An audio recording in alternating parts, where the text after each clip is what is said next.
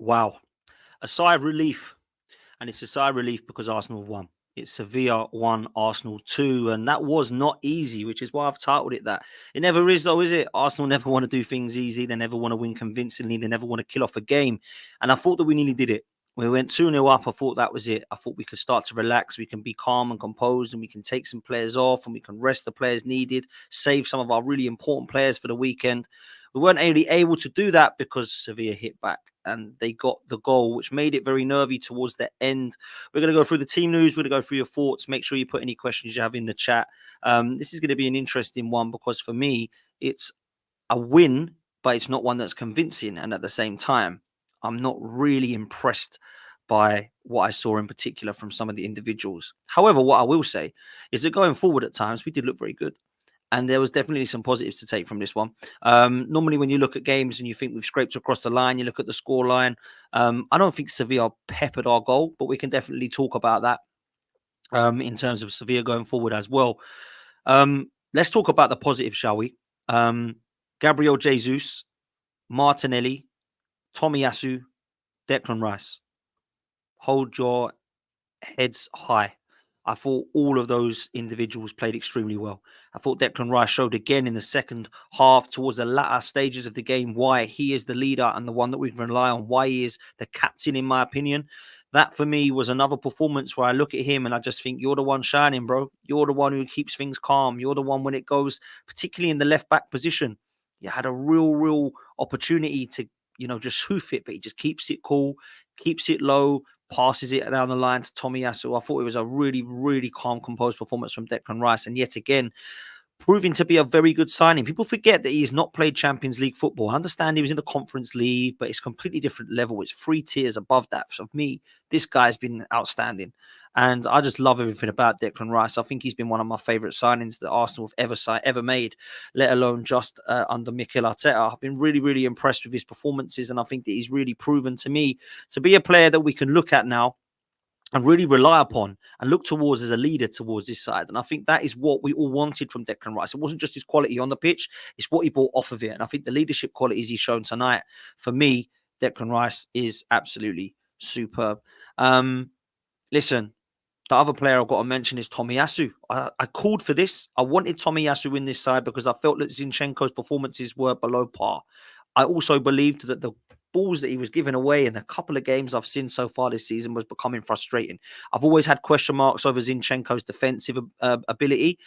And tonight, I proved exactly why a left back should be able to defend because Tomiyasu was outstanding. I was really impressed with his link-up play with Martinelli. I thought he was a real steady head. Every time the ball went up in the air, I had confidence he was going to win it. One-on-one defending, I found it very hard for anyone to get past him. I thought every time he was on the ball, he didn't give it away. And there was a couple of opportunities where I actually thought Tomiyasu's in a good position here to go forward. And I saw him go forward. I was so impressed by him and Declan Rice and Martinelli on that trio and as a triangle because I just thought that all of them had the ability to go forwards and backwards. It was like they had the athleticism of a team that I really wanted to see moving forward. And it was a shame that we couldn't replicate that on the right-hand side. But for me, Tomiyasu's got to be my man of the match. I thought he was outstanding. And I thought everything that he did just seemed to work tonight. And everyone was saying it was Rice or Tommy. For me, I'm going to give it to Tommy because I thought that he was definitely the one that shone. He shone through. He was better than anybody else on the pitch. And I think personally, that is a 100% man of the match performance. So I've got to give it up for Tomiyasu and Declan Rice tonight. I thought the pair of them were brilliant. And then I've got to give it up to the other two Brazilians, man. And that's Jesus and Martinelli. Martinelli went through, didn't he? And I thought he was going to chip the goalkeeper. I thought he was going to slide it home. I thought we were going to see a little bit of a Thierry Henry-esque finish. And you got the confidence with Martinelli one-on-one with the keeper. And I was frustrated that he tried to nutmeg him. I thought he just needed to keep himself calm and composed and just slot it home and finish it. And we didn't see that from Gabriel Martinelli tonight. We saw him kind of try and nutmeg him and be a little bit too clever. So I was frustrated by that. But then Sevilla go on the attack. And it gets cleared. And the ball's coming up. And you can see Jesus looking at it. His eyes do not move off the ball. And his first touch is exquisite. But not only that, he does a Cruyff turn in the middle of the pitch. The ball is outstanding. It is literally immaculate. It is to the point. It is pinpoint. Martinelli's through. And he's got the opportunity to make up for his miss. And I thought personally, it was a really good finish. And he looks like he's going to chip the goalkeeper. He makes it look like he is, but he's not going to. Once the goalkeeper falls for that, so do the other two defenders. He slots it round and just it goes 1-0. And I think for me, that proved that the attitude of Martinelli is I've missed, but I want another opportunity and I will not miss next time. And I know some people might think, yeah, but out of 2 shots, you win. I want someone who gets them all in. He's still learning. He's 21 years old. He's not going to be able to score them all. And for me, Martinelli still has an opportunity for me to make a number 9 position his. I really do. Not maybe this season. Maybe it's a couple of years down the road. But I honestly believe he is going to be a centre forward. I really like him, man. I really like what he brings. His tenacity is outstanding. Never say die attitude. The reason I think at the moment they're seeing him more as a left winger is because he does a lot of tracking back. And I think you need that 100%. So maybe a number 9 is not something for right now. But I do believe that if you put him through the middle, you'll see opportunities like that. And I thought it was a great, great goal. I really did. Perfect time to score. We're going at half-time leading.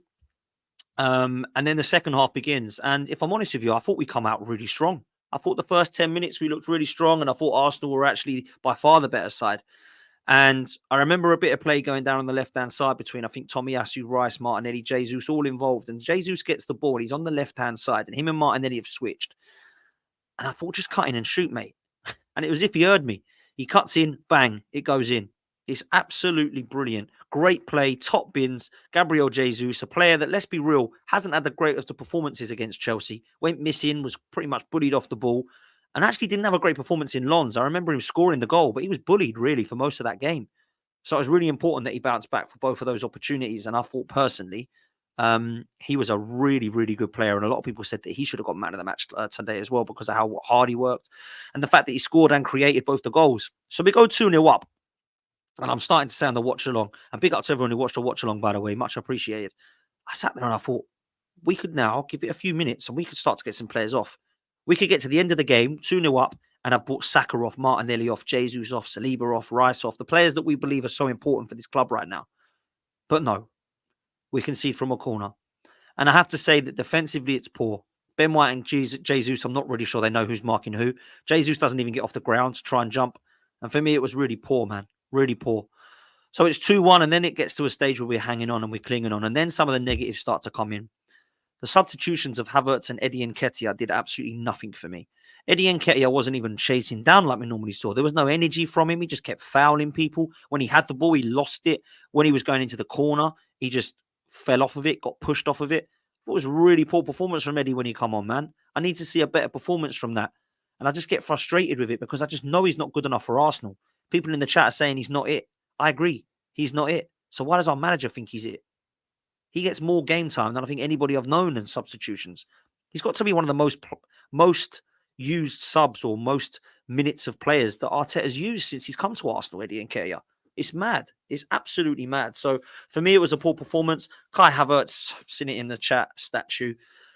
Yeah, on offside calls him German giraffe. The guy got up a few times, tried to win some headers, got pushed over, fell down. Don't get it. Don't get it. Where's he played now? 8, 10, wide right, centre forward, wide left. Where are we playing this guy? It's just poor, man. Really poor player. No Smith Rowe or Vieira get on again tonight because of those two. Are we really saying that Smith Rowe and Vieira are worse subs than Havertz and Eddie? Come on, man. It's poor. Really, really poor, man. I can't see that. But of course, the reason they had to come on was because our captain went missing yet again. Now, I understand it's Halloween and he's doing a good ghost trick at the moment. But wow, Casper the Ghost needs to go. I need my Odegaard back because this is not a Martin Odegaard performance I want to be seeing. And regularly now, we're seeing consistent performances yet again from a player that I've called out before now and I've given criticism to. I've always given him credit for how technically brilliant he is. But my God, he's not showing it at the moment. He's been poor, man. Really, really poor. So I have to say, Martin Odegaard, try to sort things out. Because at the moment, you ain't it. And you're not showing captain material, leadership qualities. Declan Rice is. For me right now, the armband should be given to Declan Rice, not Jorginho or Eddie or Saka or anybody at the back. Gabriel, all these players that should be nowhere near the armband other than Declan Rice. He's been phenomenal. The leadership qualities are outstanding. You know, and Arsenal fans, Z are saying you are so negative. Give me something to be positive about right now with Martin Odegaard's performances, bro. Come on. Explain. You know, because I'm so negative and toxic, why is it that Martin Odegaard should be shutting me down right now? I'd love him to, but at the moment he's not. He's proving that at the moment he needs to improve his performances. That is it. It's just factual. Sorry if you don't like it. Keep crying, bro. Keep crying. I don't care. I'll call him out and hopefully he'll prove me wrong. That's the way I work, man.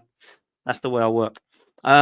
Listen, I was not impressed with his performance. However, I was impressed with a few of the others and the individuals that I've given credit for. Fair play. But we have to talk about David Raya next. Wow. Every time the ball went across, he was trying to flap it. There was an opportunity right at the end that we're all going to talk about now and all remember. I thought he'd punched it into his goal. I actually thought he'd punched it into his goal. He's lucky it went over. Why do you come out with your fist by that, by the way? Bro, just catch the ball. What are you doing? There is no way this is a guy that is a huge upgrade on Aaron Ramsdale. Let me tell you that. The kicking again in the first half. No. No. No. Not only did it come out wide or out of play a few times, there were some shaky passes yet again. In the watch along, people were putting in the chat, oh my God, Raya again. Oh my God, Raya again. I was seeing that too much from people in the chat. Raya again. Oh my God, Raya again. We shouldn't be doing this. We should not be doing this. This should not be what we talk about. We should be saying, do you know what, Ramsdale, I feel for you, but we've got a right good keeper here now. And nobody's doing that. Shaky again, shaky again, shaky again. Mistakes, mistakes, mistakes. Getting the ball and punching it out and it goes behind you. That's a Richard Wright moment, mate. I've seen many like that. I've seen Karius moments like that. I've seen David De Gea moments like that. All of the goalkeepers that have made mistakes, and we all make them. They all make them. I've seen some shockers already from this guy, and I'm sorry. But Arteta needs to justify why this guy's in goal, and I think he's struggling to do that at the moment. So that was shaky. That was shaky. I don't think anybody else at the back had a terrible game. We went to 5 at the back again, and Arteta was thinking, yeah, we'll do a Rob Holding moment where we throw on Kivior now instead of Rob Holding. We try and keep it solid. We try and hang on. And I wouldn't say we were hanging on, if I'm honest. I don't think Sevilla were peppering the goal. They threw in a few long crosses. They threw in a long shots and stuff like that. But let's be real. Come on. It was not a massive thing to worry about for me. So let's see what happens there. The performance as a whole was one that was fairly pleasing on the eye in certain parts of it and was fairly worrying in parts at the other end of the pitch. I will say, though, that I never looked once and thought, wow, we ain't winning this game. I never looked once and thought, yeah, Sevilla look better than us. I never looked at once and thought, yeah, Arsenal don't look like scoring. There was opportunities. There was a couple of opportunities already where Erdegaard had a shot that went over that he really should have done better with. Martinelli should have done better with it. I think Saka, to be fair, should have done better with the chance that he had. And of course, we've got Jesus moments, Martinelli moments that are all been magical that have won us the game. So we have to be positive with that. The way that the league stands right now, Arsenal are looking very comfortable. Yeah. And I know that they're only a couple points, Win our home games and we will go through. That is the way it is now. We have got 6 points, win both of our home games, and we've got 12 points and we're through. That's the way to look at it now. That is the way to look at it. Beat Lens and Sevilla at home. Arsenal are top of the league and they've gone through. So let's see what happens, man. Let's see what happens in the following game. Now we're on to Sheffield United, a game that we should win, and we have to go there. This was a fairly negative ending, though. Arteta, according to DJ Ashby, has apparently just confirmed that Jesus has a hamstring injury and will be assessed to see how bad it is. Now, I'm going to say this now. I don't think it was bad because of the way that he left the pitch, but you never know with them hamstring injuries. I'll be amazed if he plays at the weekend now, but what I will say is that it didn't look like nasty. He wasn't stretched off, wasn't limping off, wasn't hobbling off. He just walked off, got the armband, give it to Jorginho, and then got down the tunnel to go and see what was wrong with him. So I pray that he'll be okay for the Sevilla game next week, but we'll see what happens now, or a couple of weeks, whenever it is. That's the way I see it. That's honestly the way that I see it. So let's go and see what happens with Gabriel Jesus. Saka as well got a knock, to be fair, but obviously didn't look like he was coming off injured. Got subbed, and I think that was rightly so. So for me, hopefully, as Nicola says here, it's minor. Looks like a hamstring cramp, according to Jerish. So I'm really hoping that you guys are right, man. I really am. Take a couple of questions that I had in the chat from earlier. There was a couple that had come in that I'm more than happy to take. Where are they now? Here we go. Jamie says, Dan, do you think Eddie Howe would do a better job than your manager if he went to Arsenal? I thought this was a really good question because I'm actually quite impressed by Eddie Howe. And I think personally, Eddie Howe in the first season of Newcastle manager has got Newcastle into the Champions League, whereas it's taken us 4 years to do that. I think Eddie Howe's really built a squad that looks like a team already. And what I think he's also done, Eddie Howe, is he's put Newcastle in with a chance when people just didn't expect him to. Now, we had a few seasons where no one expected Arsenal to do anything. And I think what Eddie Howe's done is he's not even spent a lot of money for what Newcastle have got. Anyway, spent money, but he's not spent what I thought he would. Isak is their most expensive player, I think, as well as Gordon, Tonali. I think them three. Other than that, he's bought some brilliant players. Literally all of them have been hits. Yeah. Anthony Gordon's now killing it. Yeah. The players that he's there that he's got better. Jacob Murphy, Almiron, Dan Burn, Fabian Schär, Joe Linton. He's put him into a position that no one ever saw him playing when he was up top and couldn't hit a barn door. He's got Nick Pope. He's got in Trippier. He's got in Botman. He's got in Burn. He's still got Lewis Hall. He's obviously got Livramento still. There's some really good players that Newcastle have got, man. That's why I've tipped them for the Champions League. Chaitanya, big up yourself, man. Says, Dan, do you think we miss Granit Xhaka? If so, why? Yes, we do miss Granit Xhaka, and I'll tell you why. 2 reasons. 1, he mastered the number 8 role last season, and we missed that. 2, he, for me, is the only other box-to-box midfielder that we had other than Declan Rice, and we should have kept both of them. And we would have seen a definite improvement so far this season. And I was never a Granit Xhaka fan. So fair play, man.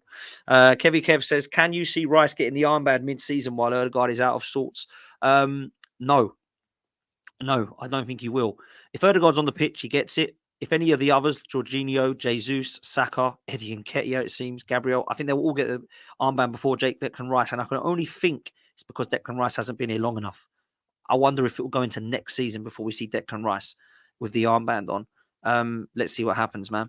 A lot of people giving love for Isak, class player. I love him. Yeah, it's a player that I really wanted, man. Really wanted. And obviously he went to Newcastle and I was a bit peeved that he did. Frustrating. Listen, guys, we are in a great position, right? Great position. Arsenal were top of the Champions League. Arsenal are second in the league. Arsenal are at the moment in a position where we, I think anyway, have to look at this season right now and say we haven't really played well. And I think people will sit there and say, it doesn't matter. Look at where we are. Look at where we are in the league. We're still up there with everyone else. We're still up there in the Carabao Cup. We're still in the Champions League. Yeah, and we ain't played well yet. So we have to be positive for that respect. I just have concerns. I have concerns that it's not sustainable.